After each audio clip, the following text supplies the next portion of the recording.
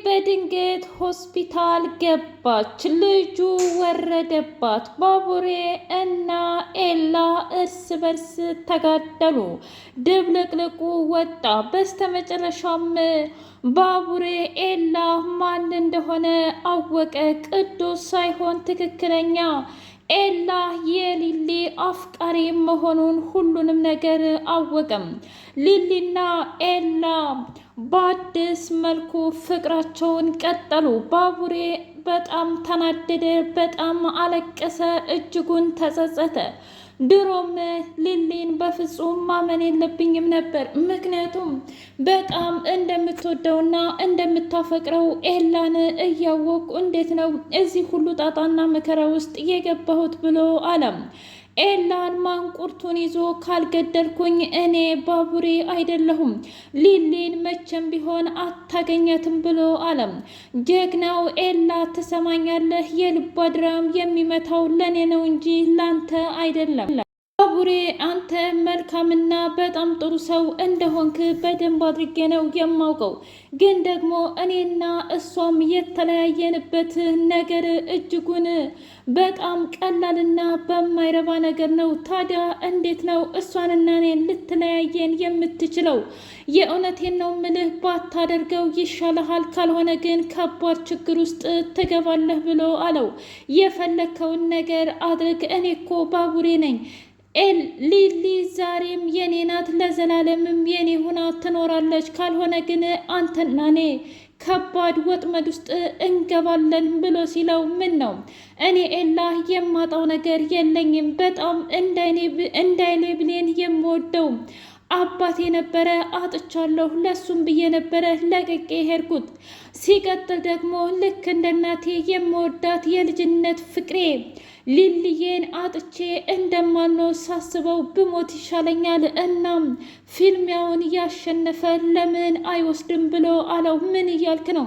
እቃ እኮ አይደለችም ሊሊ፣ የራሷን ስሜት አዳምጣ ትመሰክራለች። ደግሞ እሷ ልጅ አለ እስኪ ንገረኝ ብሎ ሲል ልጁማ በሚያሳዝን ሁኔታ እኮ ወረደባት። ከዚህ በኋላ አንተም ሆድ አይደለም እንዲሁም ሊሊ ሆድም አይደለም።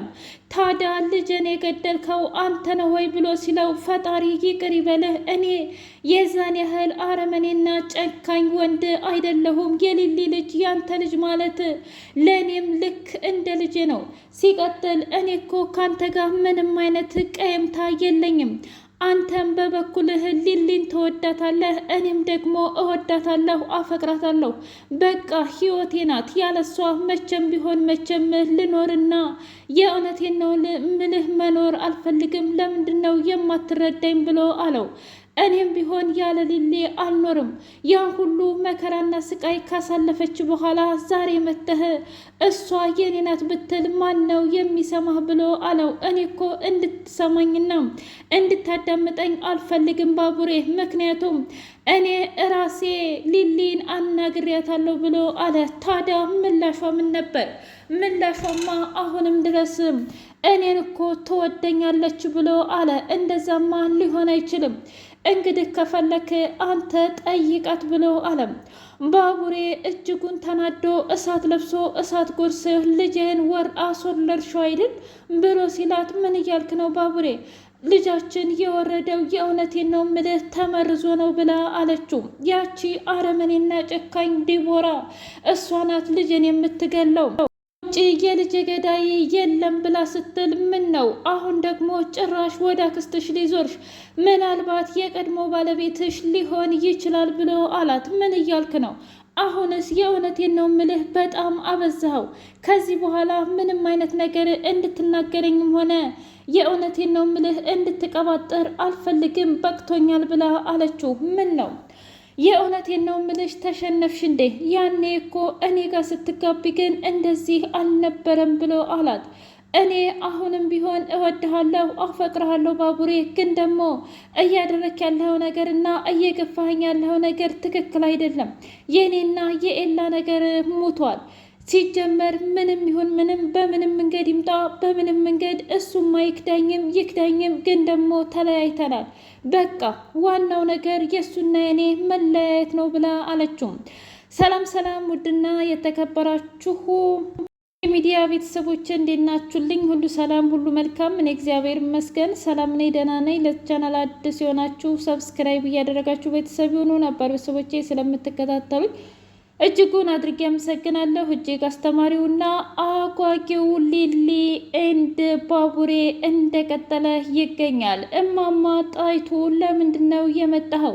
የልጅን ሕይወት ልታመሰቃቅል ነው ወይ ብላ አለችው። እኔ ለምን ብዬ ነው ያንቺ ልጅ ሕይወት የማመሰቃቅለው? እማማ ጣይቱ እኔ እኮ ምን ያህል እንደምወዳትና እንደማፈቅራት ሊሊን ታውቂያለሽ ብሎ ሲላት እሱን በአቅም እንኳ ትተሃት ሄደሃል። እንባ ደም ስታለቅስ አንተ የለህም ነበር። አሁን ደግሞ በጣም የሚወዳትና የሚያፈቅራት ባቡሬ አለ። ባቡሬን እኔ ልክ እንደ ልጄ ነው የማየው። ስለዚህ በእሷና በሊሊ መካከል ባትገባ ይሻልሃል ብላ አለችው። እንደዛ ነው ታዲያ ለእኔ ያለሽ ፍቅር ጠፋ ወይ ብሎ ሲላት ለምን ይጠፋል? አንተም የምወድብህ ሌላ መንገድ አለኝ፣ እሱንም የምወድበት ሌላ መንገድ አለኝ። በቃ ተዋት። አማጣይቱ ቆይ ላንቺ ቀላል ነው እንዴ አፍቅሮ መተው ብሎ ሲላት እኔ ታዲያ እየታውቃለሁኝ እሆነን ለመናገር ፍቅር ይኑር አይኑር ይሙት ይኑር እኔ በምን ላቅ እችላለሁ? እባክህን ተወኝ፣ በቃ ከዚህ በላይ እንድታስጨንቀኝ አልፈልግም ብላ አለችው። እሺ እኔም እኮ አንቺን ማስጨነቅ አልፈለግኩም፣ ምክንያቱም እኔና እሷ እራሳችን ሁሉንም ነገር ብንፈታው ይሻላል። እማማ ጣይቱ ግን ደግሞ ልጅሽ እንደዚህ ሁና በማየቴ በጣም አዝናለሁ ብሎ ተሰናብቶ ሄደም። እያንዳንዱ ነገር የተፈጠረውን ነገር ሲነግራት እምባ ደም አለቀሰች። ሊልዬ ምን እያልክ ነው? ትሰማኛለህ? አንተ ያኔ አርግፈኸኝ በቁራጭ ወረቀት ነው ትተኸኝ ሄድከው። ጭራሽ ሌላ አግብቼ ወልጃለሁኝ ምናምን የሚል ጽሑፍ ነበረ እና እንዴት እንደዚህ አድርገኸኝ ደግሞ ዛሬ መተህ ልቤን ለመጥባት ትሞክራለህ? አሁን ያ ሁሉ መከራና ስቃይ አብቅቷል። እኔና ባቡሬ ሁለታችንም በጣም ደስተኛ ነን ብላ ስትል አዳምጭኛ። እውነት ለመናገር ያኔ በድንገት ተደውሎልኝ አባዬ ሊሞት እንደሆነ ተሰማኝ። እናም ሰተት ብዬ ምንም ሳልነግርሽ ሄድኩኝ። አባዬ ሳልሞት እባክህን ልጄ አግባ ብሎ ሲለኝ በጣም የምንቀራረብ የአባቴ ጓደኛ ልጅ ነበረች። እናም የውሸት እንደምንጋባ ከነገርኩም በኋላ ብዙም ሳይቆይ አባዬ አረፈ። ከዛ እመኘኝ ምንም አላደረግኩም። ከዛ በመቀጠል አንድ ቀን የተረገመች ምሽት በመኪና አደጋ እኔ ልሞት አይሲ ውስጥ ገባሁኝ። ለ5 ወራት አይሲ ውስጥ ነበርኩኝ። ከዛም በኋላ ስወጣ እንደ አጋጣሚ ስልኬ አብሮ ተገጭቶ ስለነበረ ምንም አይነት ቁጥር አያወጣልኝም ነበር። አንቺን ያላፈላለኩበት የሶሻል ሚዲያ የለም ነበር። እንደምንም ብዬ እዚህ ከመጣሁኝ በኋላ ግን ከባድ መርዶውን ሰማሁኝ። እሱም ሊሊ አግብታለች የሚል ነበር።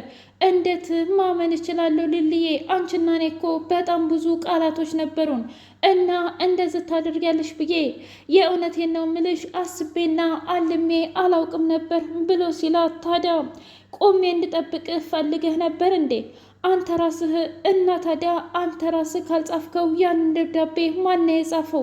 ምናልባት ያኔ ባንቺን በእኔም ህይወት መካከል በጣም ብዙ ሰዎች ስላሉ አንቺና እኔን ለመለያየት የሆነ ሰው ጽፎት ይሆናል። ግን ደግሞ እባክሽ ሊልዬ እደርስበታለሁ እድል ስጭኝ ብሎ ቢላት ምንም አይነት እድል የሚሰጥህ ነገር የለኝም። ምክንያቱም ያንተ ህይወትና የኔ ህይወት አብቅቷል። ባቡሬን ደግሞ ልከደው አልችልም። እሱ በመከራዬም በስቃዬም በታመምኩበትም ሰዓት አብሮ የነበረ ታዲያ እንደዚህ አይነት መልካምንና ሩህሩህን ወንድ እንዴት ነው አልፈልግህም የምለው? ኤላ በቃ እኔን እርሳኝና ህይወትህን እንድትመራ እፈልጋለሁ ብላ አለችው። ታዲያ አንቺ ራሱ እውነቱን አውቀሽ እንዴት ነው ህይወትሽን መምራት የምትችይው? እስኪ ንገሪኝ፣ ይህንን ብቻ እንድታስረጅኝ እፈልጋለሁ ብሎ አላት። ምንም አይመለከትም፣ እኔ መራሁም አልመራሁም በቃ ተወኝ ብላ ስትለው ኧረ እባክሽ እንደዛ ነው አይደል?